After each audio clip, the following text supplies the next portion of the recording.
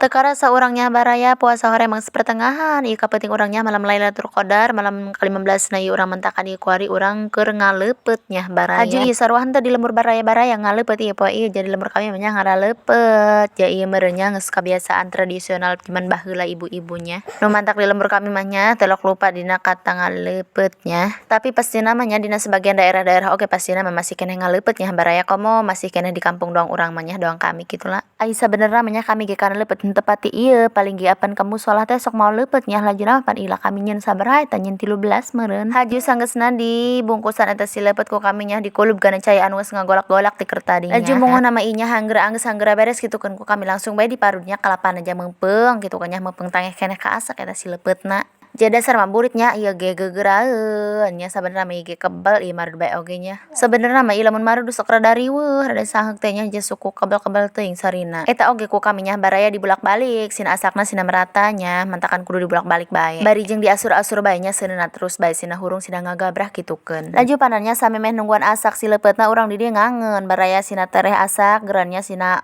waktuna teh sina cepet teh gitu kapakena nya. Padan teu karasa nya ai segala dicabak mah anggeus bae panan ho baraya. Ngangeunna oge kami mah henteu ribet-ribet nya nyar nu simpel bae nyar nu aya bae laju laleupetna ge asak bae.